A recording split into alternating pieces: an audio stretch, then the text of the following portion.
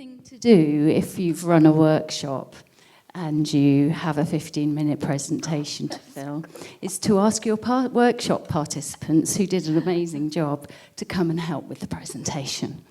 So I'm going to, first of all, introduce what happened and then see if I can get the tech to work. So basically, I'm a multimedia performance and installation artist, and for those of you who might know, I developed an underwater wheelchair to find a way to put a wheelchair in such an unexpected environment it might transform preconceptions attached to the physicality of the wheelchair. It's taken me on an amazing journey, but part of that journey, in order to find the most cutting imagery I could, was to use 360-degree imagery. So for those of you who don't know, you have a standard flat image that we're all used to seeing at presentations on TV and so on. But there's a movement that's been developing over many years from a very expensive form to a more accessible form now, to find immersive imagery. So you film in 360 degrees and then you find ways to view it, either by creating big installations and big domes or by putting headsets on. But now you can, the tech has developed so far that even in the process of preparing for this presentation, the camera I should have been using broke, and we couldn't get the tech support to get it working again. So a week before we started, we discovered this small camera, and my workshop participants used it and created amazing work. So a really key thing about 360 has been, it's been really unaffordable. When I was looking at it, using it in 2012 and creating an installation, I was told it would cost £30,000 to £40,000 to create a big circular installation, double-sided, that came down to the ground. And I'll just get a PowerPoint up to help explain that. One second. Oops. Perhaps we won't. We're having technological issues. No. The computer's plugged in, but apparently when the PowerPoint came up, it disappeared. Is somebody tech available?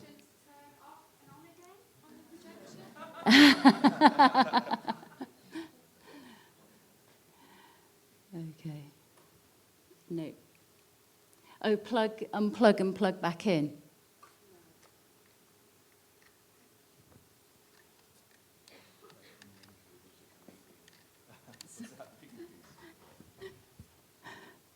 No. That's a shame.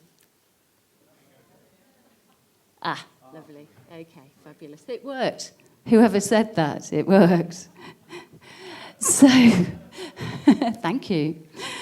So this is a great big installation I ended up with, and to take you, let's see if this works. No, apparently not.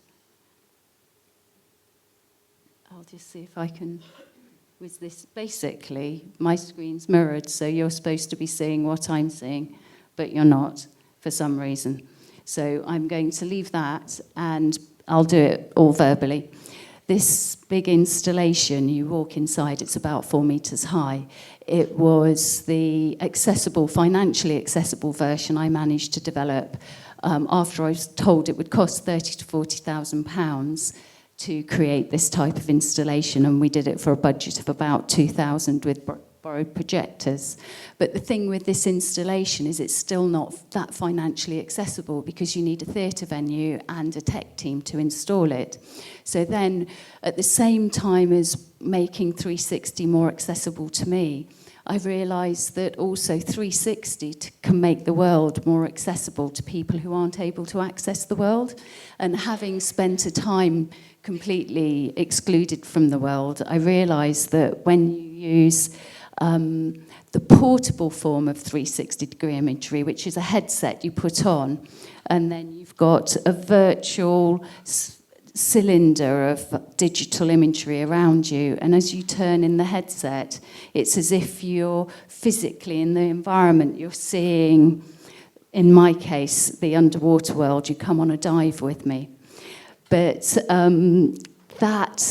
when I made the link that if artists were able to create artwork using 360 immersive technology, that artwork then could be taken into the homes of people who are completely unable to access normal arts venues, so that there would be a new kind of inclusion. Instead of supporting people to attend arts venues, supporting artists to find ways of taking artwork into people's homes. So everyone who came on the workshop have all got really exciting practices, like working with technology. Anne-Marie was saying about working with Super 8 video, and immediately pushing the qualities of that technology.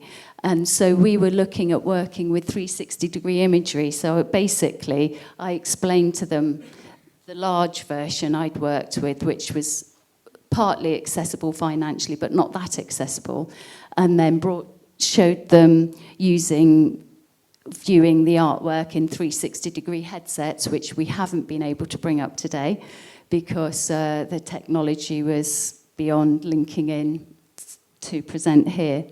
But we then, so I took them on this journey from the large scale right down to this teeny little phone. So this is basically a 360-degree camera on here attached to an iPhone.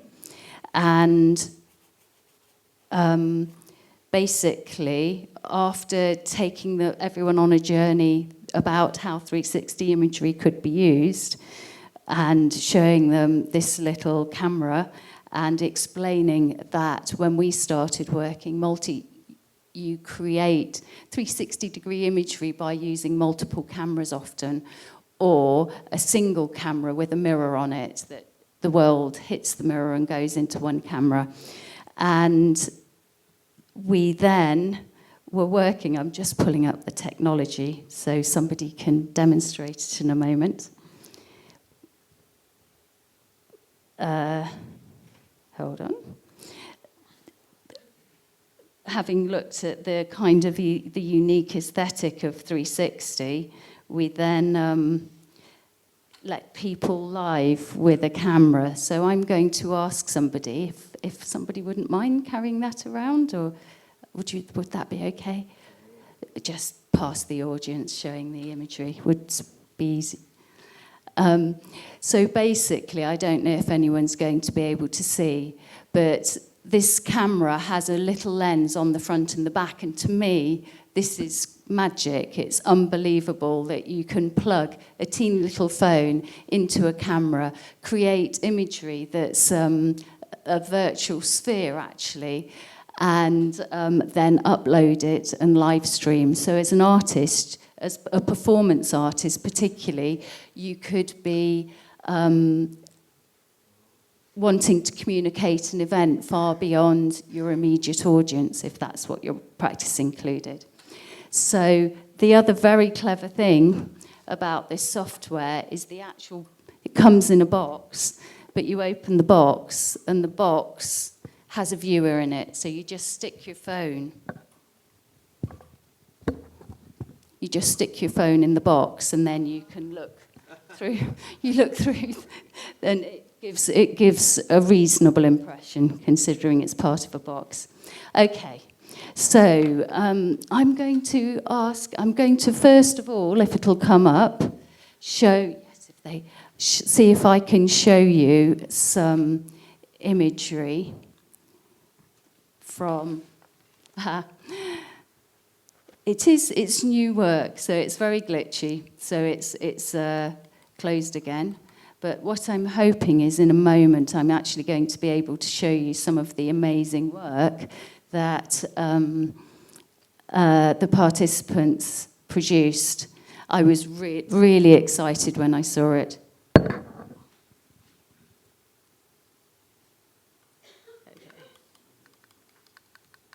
So just going to explain a couple of things. So this, if I pause the video, basically this is a shot, and this gives you a sense that the camera is filming basically a sphere. And so you have to, the aesthetics of working with this imagery are completely different to a normal flat 16:9 image. I don't know, does that give people a sense that you're spinning around and it places you at the centre of the artwork? So that's one way of viewing it. And this is my favourite way. This is the little planet view. So I am going to play the work that they created just to show. So in this presentation, which is called Little Planet, you're getting to see everything that's in the camera. And this is, having literally used the camera for half an hour, this is what they created. And, you know, metaphorically, it works on all sorts of levels about creating alternative perceptions, seeing the world from a different perspective, transforming. And interestingly here, they've managed somehow to make the camera look like a little ball of grey mist that they're handing from one to the other. And while you're seeing the whole of the imagery here distorted in what's called a Little Planet presentation, if you were putting it into the headset and viewing it on here, you'd basically be seeing a sphere that you could look up and look all around. So if that gives you some kind of sense, maybe I could hand you over to the participants to talk about how they felt. So, Robin, what did you think? I feel like, well, for those of you who are old enough, the guy that bought the Remington shaver company, because I hadn't even used it, but I'd only seen it being used, and we found it on the internet, like at 140 quid for this camera. So, yeah. and bought it. We bought it for 209 the week before, so they're feeling even more pleased. Yeah, and it's going down, and it's just incredible. You've got, you know, you do have to be an iPhone user, but thankfully I'm one of those. And I just think there is so many possibilities with it. I was asked when I got it this morning if I slept well after the workshop last night, and I said, yeah. And then I realised I was lying, because I woke up at 2 o'clock till 4:30, lay in bed, just dreaming of all the things I could do with this camera, from, you know, access issues to how to use it in workshops where you're working in a round so that everybody can see everybody at the same time, and all kinds of like stuff. And obviously through that, the artistic bit in me somewhere is going to work out how to use it artistically too. Right, I shall pass on.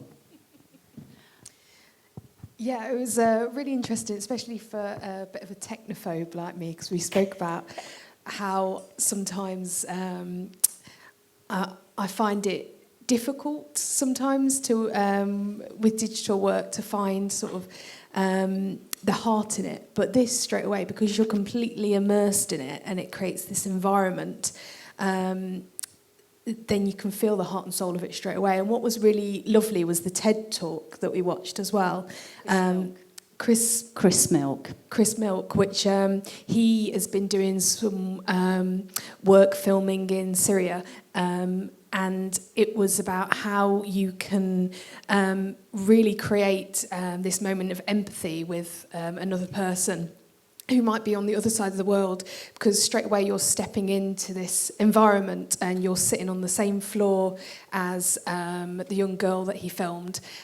So thinking about ideas of that and empathy and how that can be created and how you can put somebody else in somebody else's shoes straight away, I found really fascinating, and we were talking about that this morning, weren't we? So I'll hand on to you now, because that's quite good.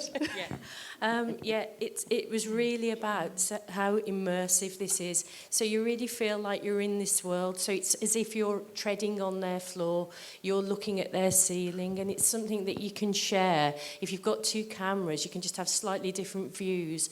And it's as if you're sort of, well, somebody described it as if they were both diving together. So you can include other people in it. I really, really see this as a tool about enablement. I'm not quite sure how I'm going to use it in my art practice yet, but I'm definitely going to be using it. I'm an abstract artist, so I'm interested in how I can use it in a less sort of figurative, descriptive manner. But I just think it's a shame we had the glitches at the start, because it makes it sort of seem like, oh, this is technology, it's going to be like really difficult, we can't access it. But actually you can, it's dead simple, but you do need an iPhone, but totally recommend it. And there are other even more affordable versions. I tried to get something called a bubble scope, which is a little mirror that fits on. I tried to get a Samsung for Sebastian, but the order time was too long. But so there are about £35 options to turn any smartphone into an immersive image capturer. I mean, it was really interesting seeing kind of the range of scale. That's what I really liked about coming to the workshop, that you showed us kind of the very big scale of the kind of installation right down to kind of just using our smartphone. And just being very kind of open about kind of how much, about costs. And often as an artist, you kind of come, especially with technology, you can imagine, you think everything is so costly, but actually it takes kind of going to a workshop to learn about kind of the journey of scale from large scale right down to kind of very accessible, affordable.